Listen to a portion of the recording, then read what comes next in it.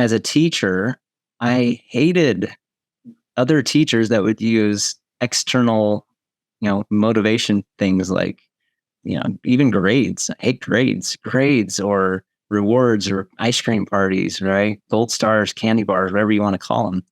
And when we look at the word motivate, it comes from the Latin word movere, which means to move. And nothing truly makes you move outside of yourself. It's an internal decision. And so as a leader, as a parent, as any mentor relationship that we have with someone who has trusted us to guide them, we have to help them identify what it is that brings life and grounds them like an oak is grounded with their taproot. We have to figure out what that is. And the degree to which we can do so is the degree to which we can move people because they're moving themselves internally. And then they create the external rewards.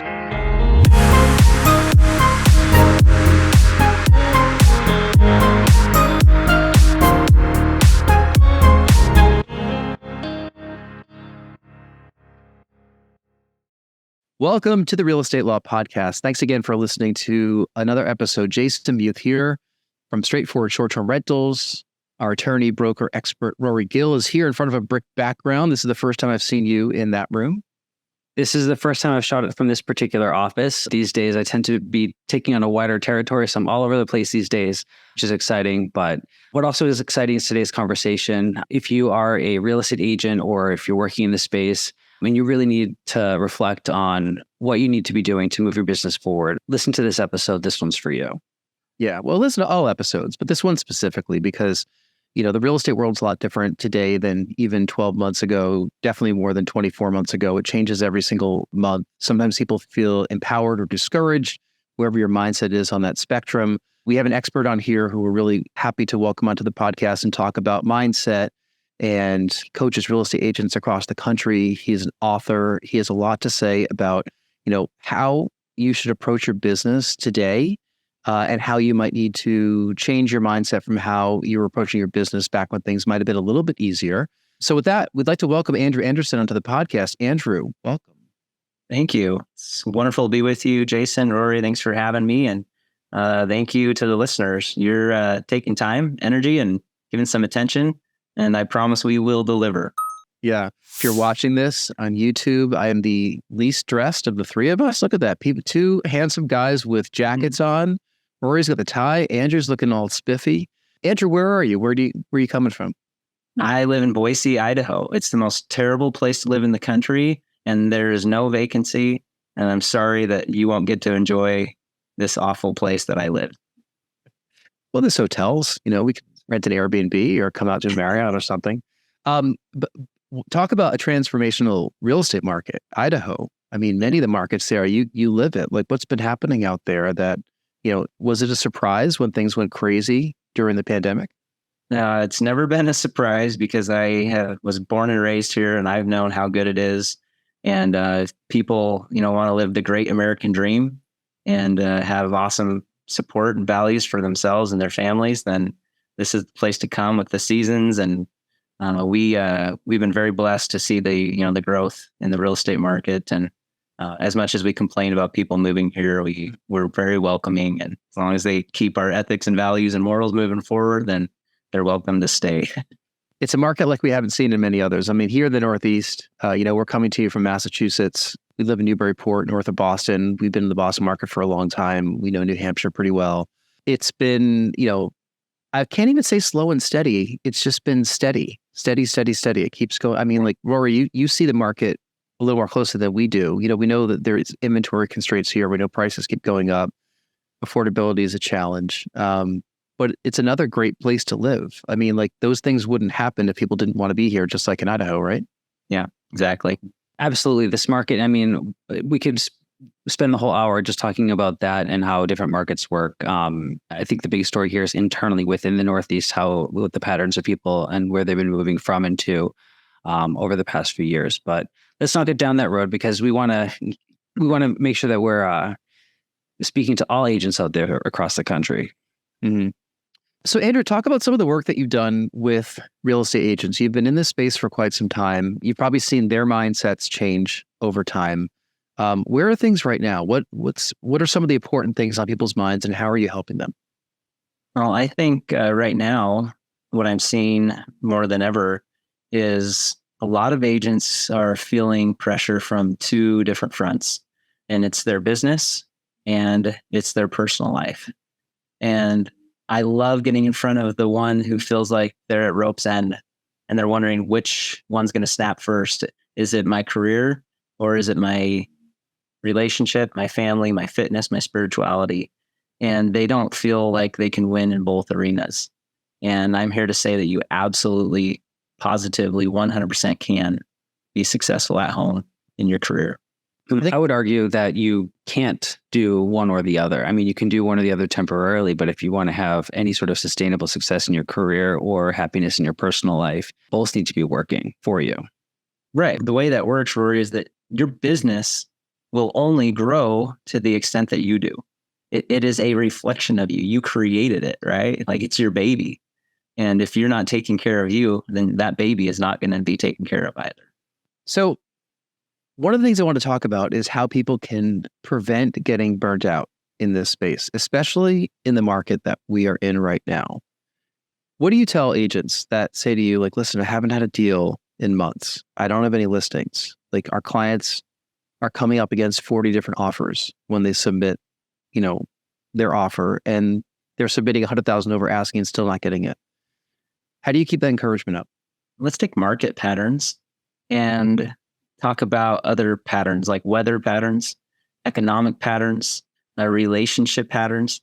They all feel turbulent at times. And the only thing that is common as a denominator in all of those things is you. You're the common denominator. You are experiencing that market. You're experiencing that seasonal change, that storm, whatever it is that's going on in your life. Like, you're it. And when it comes to turbulent times in whatever area of life that may be, the thing that grounds us the most and allows us to weather the storm is being rooted, being grounded to something that's bigger than whatever it is that you're going through.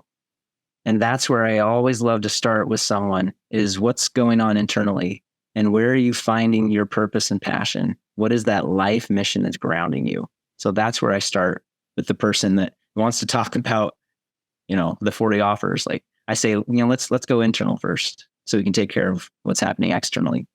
Mm-hmm.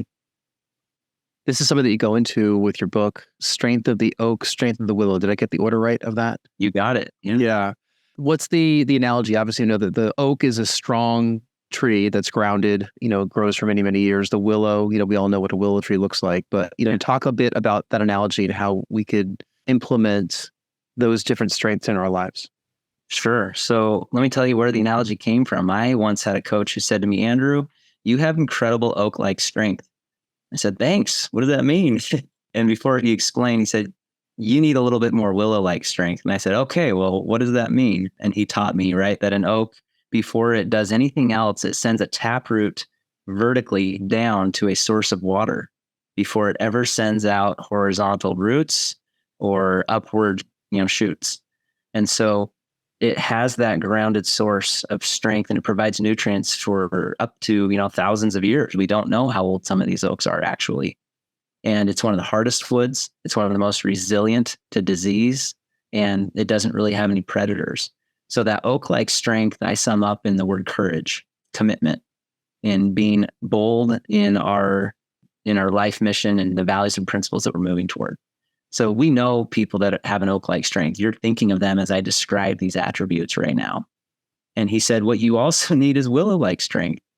A willow's strength is not in that it never moves in a storm, but it moves with the storm. It allows the winds to tear through. And when the branches fall, guess what? When those branches go into the ground, they send forth new shoots and it produces new life. And so it's never losing. It's always winning as it's compassionate. That's the word that I use to describe that strength of willow. It's willing to lose and to have some grace in the process and to feel the feels and go through the hurts. So that's the analogy of the strength of the oak and the strength of the willow. When you're coaching somebody and you're taking kind of this analogy and these, competing attributes, Walk me through the introspection that your clients would experience. As how do they take a moment to stop, and what's the process of thinking through this, connecting with their why? The process is the degree to which I can ask the powerful questions that help them discover what's missing. So that first question is, why are you here? Who is it that you believe you are called to serve, that may be praying for and yearning for you to come in as a hero in their story so that you can be the guide to pull them out of victimhood? And we all have a call. We have a mission. There are those on this earth that we know we can serve maybe better than anyone else. So that's where we start as we begin to identify what this life mission is. And I mean, you kind of tapped on a word there, victimhood. And, I'll confess, in my businesses and everything in the past too, I found myself clinging to that in a negative sense. The market did this, or the circumstances aren't working out in my favor. And there's kind of an attachment you feel that the outside world is taking away your agency. How do you remind somebody to take agency over their own affairs and their own business? Well, here's my story. Okay. 10 years ago this month, and at the time of the recording, this is August 2023. 10 years ago this month, I was at the height of my late 20s.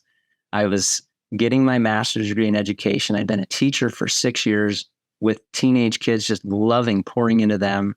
I'd been married for almost 6-7 years, and we had 2 little girls. We didn't know that a third one was about to be born because we didn't know the gender, but it ended up being a little girl born in August, and everything was amazing. We were being transferred back to our hometown of Boise, Idaho, and I was loving life. And we had our challenges and struggles, but we were working through them, I thought. Within a 6-week period, I got my master's. We had baby girl number 3. We moved back to our hometown, and my wife asked that we separate. And here I am now living in my parents' basement. This also meant that a career change needed to happen. And I had this baby girl that I was not able to hold and be with every day like I had planned. And this was my dark night of the soul, where I believed I had failed God, my wife, and my daughters, and that my life mission had 100% completely failed. And it was in that moment that I picked up a book, Man's Search for Meaning, Viktor Frankl, who was a survivor of Nazi concentration camps. And I read in that book, and I put it in the beginning of my book as well, this quote. He said about living in those prisons, there were always choices to make. Every day, every hour offered the opportunity to make a decision which determined whether you would or would not submit to those powers which threatened to rob you of your very self, your inner freedom, which determined whether or not you would become the plaything of circumstance, renouncing freedom and dignity to become molded into the form of the typical inmate. I made a decision in that moment that I was not going to allow anyone or any situation to take away my inner freedom and determine the outcome of my life. And we all have to make that decision. Will I own and take not just ownership, but extreme ownership of the outcomes of my life? When you tell such a personal and vulnerable story like that, is this something that you're sharing with your clients or in the speaking engagements that you do, or when you're talking to individuals, teams of agents, as a way of keeping the conversation going or kicking off a conversation to really kind of have that inner thought? How does a conversation like that or a story like that factor into It's not my icebreaker, I'll tell you that much, for people, although it is chapter 1 of my book. Yeah. So it comes when it needs to come, and I am not in the business. My life mission is not to be an influencer. I want to impact the world, and people are, they're often impressed, right, by our successes, but it's our failures that truly impact and move them to take action and make changes. So I will share that when I'm speaking. It's not the first thing I share. My coaching clients, they know where I came from, but it certainly isn't the first thing I lead with when I'm building a relationship of trust with people. I wonder, people don't like to talk about their failures that much. We certainly don't see that from the influencers of the world, or maybe they do, and that's kind of their whole shtick, right? That's where. But we all have failures. We all have bad things that happen to us. But it's a matter of how can we move forward beyond that, and how can we take a situation that maybe wasn't ideal, whether our basement got flooded, you lost a job, you lost a loved one, a company closed, and then how do you move to the next chapter? It's not easy to do, but everybody does it. Well, it's a simple shift in mindset. And you said something there that people often say, Jason. You say when bad things happen to us, and my simple reframe there is when bad things happen for us. And when we go to the analogy of the tree, we understand that a part of a tree's strength comes from what's called stress wood. Have you two ever heard that term before? This is so great. I'm guessing your listeners haven't either. But they found out that if a tree was grown in a biodome, which they did this in Arizona, and they had these scientists that decided to go live in this biodome for like a few years, and they were just going to live off of everything that they could produce literally in this dome. And what they found was that plants and trees, everything grew super fast because it, was totally nourished and had everything that it needed. And then they would die. And what they realized was they had not accounted for wind within that biodome. And a tree develops stress wood because it experiences the opposition of the wind to help strengthen it. And you can see within the rings of a tree at different times when it experienced extreme stressors of turbulence and wind and storm based on the kind of wood that it was able to produce at that time. So if we can make the simple shift of why is this happening to me to why is this happening for me, and we can find the strength that's grounding us and building something that we maybe have never had that will allow us to live, into our greatest potential, like an oak and a willow might do as well. It sounds like this is kind of a great analogy for the idea that your life and your growth happens outside of your comfort zone. And when I'm working with agents, there's a pattern for people to kind of retreat back to the familiar, particularly when things aren't going the way that they had hoped. And, part of the toughest thing that I have as a broker is working with the agents to become motivated to build the human connections that they need and to plan for the future. How can we in these roles motivate our agents to step outside of their comfort zone and to make more connections with people? Yeah. So as a teacher, that was my background before I got into real estate and coaching and speaking. As a teacher, I hated other teachers that would use external, motivation things like, even grades. I hate grades or rewards or ice cream parties, right? Gold stars, candy bars, whatever you want to call them. And when we look at the word motivate, it comes from the Latin word movere, which means to move. And nothing truly makes you move outside of yourself. It's an internal decision. And so as a leader, as a parent, as any mentor relationship that we have with someone who has trusted us to guide them, we have to help them identify what it is that brings life and grounds them like an oak is grounded with their taproot. We have to figure out what that is. And the degree to which we can do so is the degree to which we can move people, because they're moving themselves internally, and then they create the external rewards. Mm-hmm. Are these topics that you cover when you're working with teams of real estate agents? I know that in some of what I've read about you, you talk about the 7 deadly sins. Yeah. What are they? The same 7 deadly sins that we all know, or no? Because no one would buy that book. I'll just share one of the 7 deadly sins, and they can find the others out another time. One of the 7 deadly sins that I call cheating on yourself. And it's where we believe that our identity is wrapped up in our title, our sales, our income, our accolades, the awards, the praise, the likes, the reviews. And we begin to create this ego, which is a false identity. And we forget who we truly are. And we don't have that grounding to our life mission. And I think all of us, including myself, fall prey to this 7 deadly sin of cheating on yourself. And it's sad to see, and very few are able to overcome this one.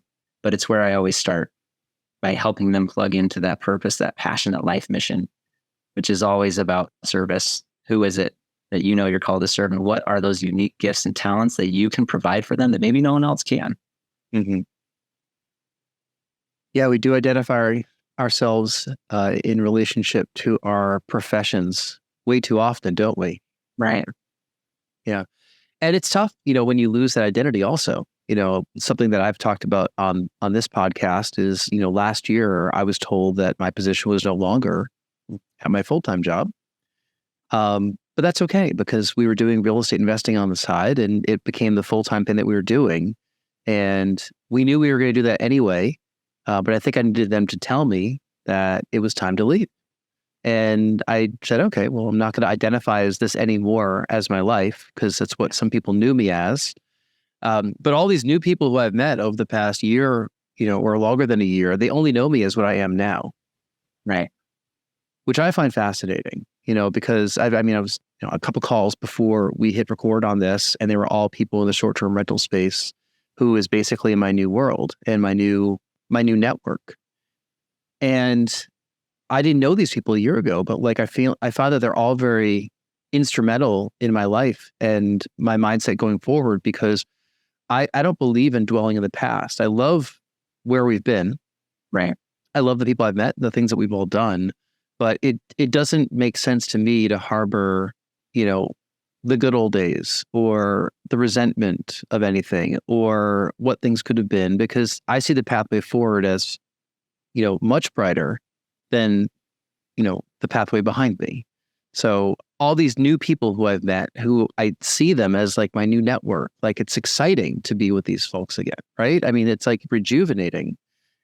Is that the type of mindset that you're hoping that people can kind of see, or that you're helping them work toward in such a turbulent time that we have now? Absolutely.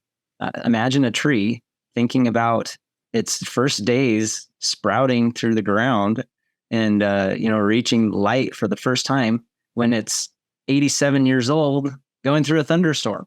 Mm-hmm. It's ridiculous. Like, nature is such a beautiful instructor for how to live our lives. Now, what happens in the thunderstorm is it goes to its roots and it connects there. And your roots are not your past. Mm. Your roots are what you're drawing from a source of nutrition and water and strength now. So rather than allowing the past to define us, what we're doing is we're allowing it to refine us, and we're drawing from the strength that it provided, and it grounds us in the now. And so the degree to which we can be present and grounded in the now with a vision of what this is going to do for us in the future is the degree to which we will thrive, and we will not just, make it through. We will thrive through and create opportunities as leaders that others say, I need him or her in my life. That's the kind of person that I can trust. And we're now the hero of our story rather than the villain or the victim. We get to be the guide now, the Mr. Miyagi or the Yoda, to pull others through their hero's journey. Yeah. Andrew, this kind of mindset work is important for people that are making transitions in their lives professionally or, personally, but also for people that they're set in their ways, or they're set in their position. Sometimes we get so focused on the day-to-day, this report has to get done. I have to go read this thing. I have to go have that meeting, this recurring appointment, this Zoom meeting that's on my calendar every day. You kind of forget to take a step back and see the why and see the bigger picture sometimes. But when events like a layoff happens, or a divorce or a separation, or the analogy I've given, which is also a tree analogy, if lightning strikes a tree in a forest, it falls, but on the forest ground, more trees will grow from it. And they couldn't grow when that big tree was covering up their source of light. Would you recommend that people kind of have this, internal conversation and this mindset work, both while they're in a good spot in what they're doing in life or work, and when there's a transition? Or is this just good work to do when, things are changing? Yeah, but always, because we're either doing it ourselves or we're helping someone else, whether it's a child, right? Or a team member or a neighbor, a friend, someone we go to church with. Like, we're always going through it, either personally or as the guide. And having that top of mind awareness pulls us and others through. You don't maybe have a position that says you're a leader, and we all are. You lead you, and you lead those that trust you. Yeah. I want to get to our final questions we ask of all of our guests here on the podcast. But Rory, what kind of final thoughts do you have for everything that Andrew's talked about and the work that he does? Well, I don't want to belabor the willow and oak analogy, but I want to also hear the strength of the willow. There is kind of a strength in kind of continuing to evolve throughout your life. Circumstances change, things change, you change. And being able to move with that, not cling to kind of a static position or a static thought, or what was great for me today might not be what I want to be tomorrow. And that means that this process of introspection isn't just a one-time project that you figure things out and then you move on from there. When I visualize the willow, it's something that happens over time. It's a continual process that you're always undertaking. Yep, you nailed it. And the word that I love to use with the willow is surrender. And surrender doesn't mean we give up. It comes from the French word sur, which means over, and rendre, which means to give. So we're not giving up. It's not a white flag of failure. We're giving it over to a higher power. We're giving it over to the universe or to God, whatever you believe created you. And when we give things over, like a relief pitcher who takes the ball from the starting pitcher didn't lose. They got the team exactly where they need to be for that relief pitcher to come in and close the game. I know you guys live in the Northeast, so you got to love baseball, right?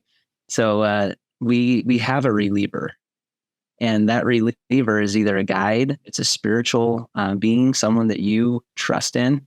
And when we surrender, like the willow, we are able to draw from a greater source than our own, not from a place of giving up, from a place of just turning it over, giving it back to someone and something far greater than ourselves. Well, Rory just got us Red Sox tickets for Sunday. So, there you go.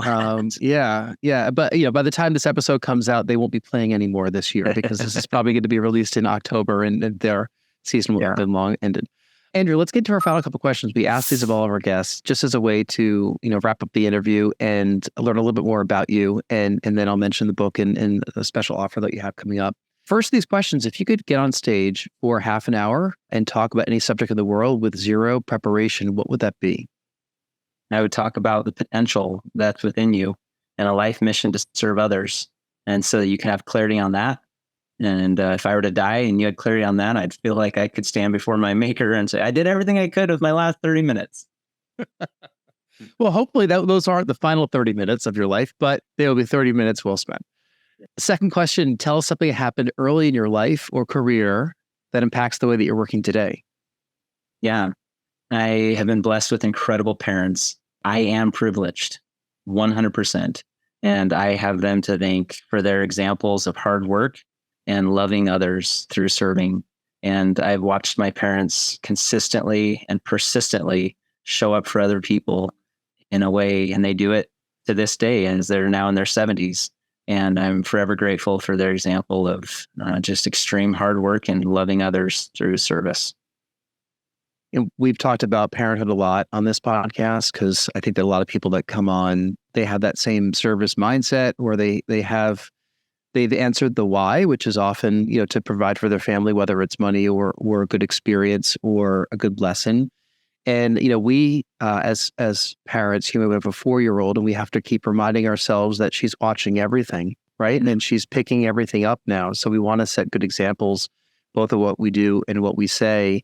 And, you don't have to sit down and teach a child a lesson. They will absorb that lesson, based on our behavior as parents. So it's great that your parents have, were rocks in your life that you were able to absorb that both from what you observed and when they sat you down and taught you lessons, right? Final question we have for you, Andrew, is tell us something you're listening to or watching or reading these days. Anything in the world. I love Dr. Wayne Dyer. He has been gone from this world for a few years. And I love any of his 41 books that he wrote throughout his lifetime. My favorite being, I just finished his autobiography for the second time, and it's called I Can See Clearly Now. And autobiographies give you the behind the scenes of everything that they teach and present, on stage. And those behind the scenes are what really make the man or make the woman who they are today. So I love Dr. Wayne Dyer. Well, maybe you'll get up to 41 books at some point. There you go. I encourage you all to check out Andrew's book, Strength of the Oak, Strength of the Willow. You can find it on Amazon. And if you have enjoyed this conversation, Andrew is so kind to be offering up some free coaching or free conversations for the first 3 people who will email him. We'll put all the information in the show notes, link to your website and link to your social media, and lots of great ways that you can learn more about the work that Andrew does. Rory, where can people find out about you? I'm easy to find. Just go to rorygill.com and you'll find different ways to get in touch with me, all the projects that I'm working on, and the different ways that I can help you. All right. And free consultation, right? Well, take a look at what I've got, depending what I do. Yeah. Andrew, thank you so much for the conversation today. It's been a pleasure to get to know you, and best of luck with the book and all your speaking engagements and your coaching work. It's some really good, deep mindset exercises that I think a lot of us should really go through. Before we go ahead and do the stuff that we're doing, it's figuring out why we're doing it in the first place. So thank you for your time. Thank you, Jason, and thank you, Rory, and to the listener, thank you. Go serve someone. If you have questions for me, please reach out, jason@nexthometitletown.com. Happy to pass on information to Andrew or to Rory, answer any questions that came up on this podcast, or even schedule you if you'd like to be a guest on this podcast. Let us know, and we'll see what we can do. Schedule. Thank you so much for listening. We appreciate your reviews and your comments, and we look forward to talking to you next time. Bye.